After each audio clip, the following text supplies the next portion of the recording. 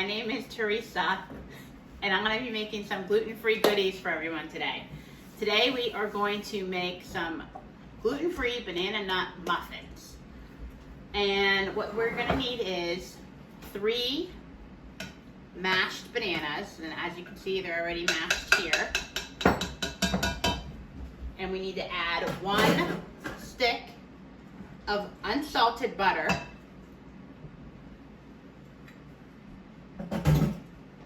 2 eggs, and then we're going to mix that together.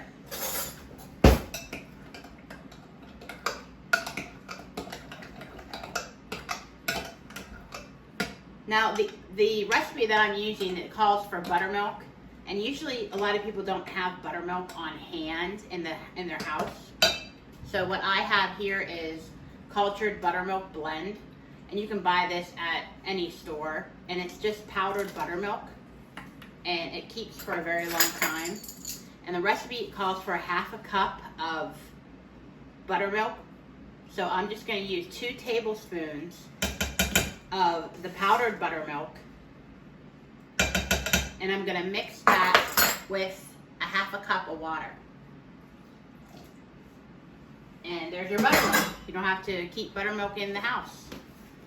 And we're going to mix that all together.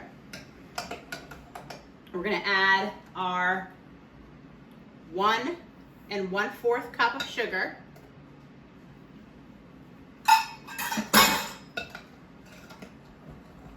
half a teaspoon of salt, 2 teaspoons of baking powder, not baking soda, baking powder, so the muffins will actually rise. And I don't use vanilla that's liquid. I use a powdered vanilla, and you can buy it from Amazon. It's called vanilla powder, and it's a gluten-free powder mix. I like this a whole lot better because the imitation vanilla or even the real vanilla liquid, if you don't use it a lot frequently, it can get fermented and it starts to smell bad, and it has that alcohol-y taste. And this is really, really good to use. So I'm adding 1/4 teaspoon of that and a teaspoon of cinnamon. And then we're going to add 2 cups of gluten-free flour. My flour that I like to use for baking is 2 different kinds. The kind I'm using right now is Bob's Red Mill baking flour, cup for cup. The other flour that I also like to use is King Arthur, cup for cup. I noticed that the Bob's Red Mill baking flour, it rises a little bit better than the King Arthur kind, and it has a different texture. I'm not sure exactly what the texture is, but it has a different texture. So we're going to go ahead and mix this all completely. And then we also need to add, the recipe calls for a cup of chopped walnuts, but I like a lot of walnuts in my muffins, and my daughter does as well. So I have about 1.5 cups of chopped walnuts that I'm going to put into the batter.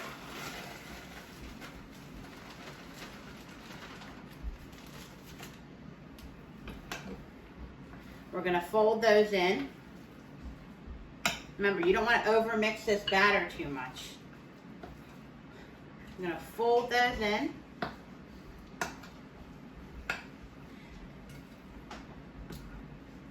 Also, before we started, I had preheated the oven at 375 degrees. I have been using these wonderful silicone muffin pans. They are very, very good because I don't have to spray them, and they come out very, very good. So I'm going to go get my scooper. So at each muffin, will be very even. Even though I said I don't like to spray them, that you don't have to, I'm gonna go ahead and give them a quick little spray with some Pam. And for those of you who don't know, Pam is gluten-free. I'm the only one in this house who is gluten-free. So my kids tend to eat the cookies that I make, the muffins that I make, the cakes that I make. They tend to eat them because they're gluten-free. I don't have a lot of gluten desserts in the house. So what I'm going to do is just have a regular scooper. It's an ice cream scooper. And I'm just going to put the batter in each compartment.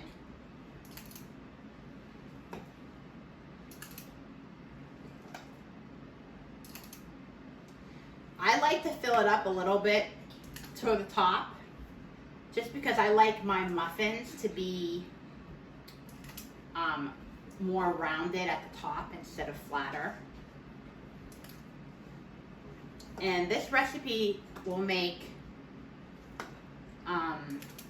it should make around 12 muffins.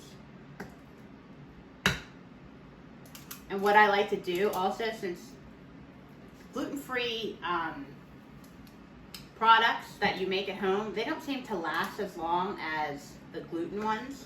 So I always put 6 out on the counter when they're done, and then I freeze 6 of them.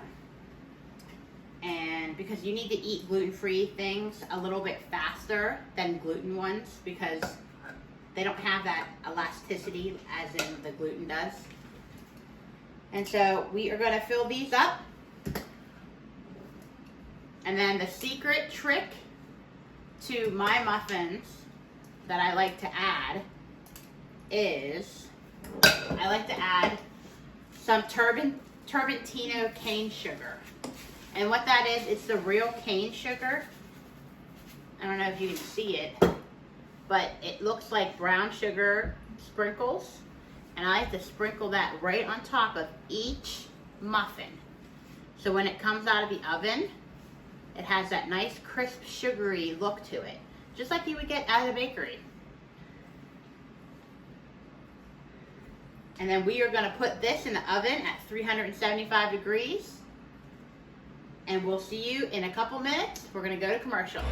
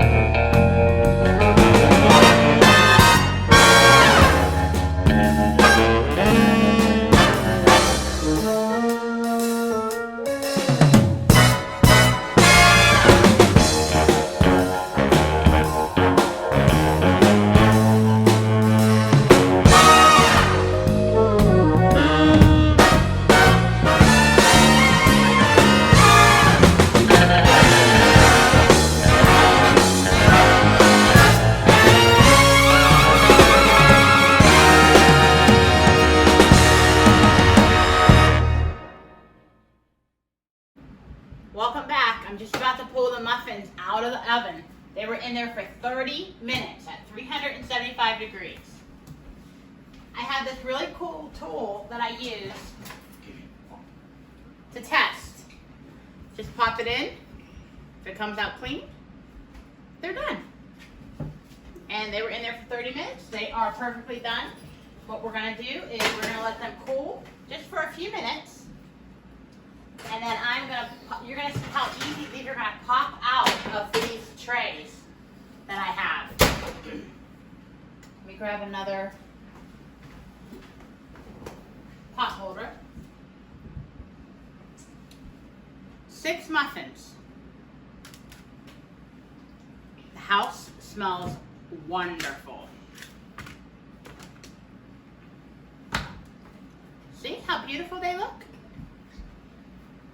We're going to let them cool, and then we can eat them. Thanks for watching. Please like and subscribe. Bye-bye.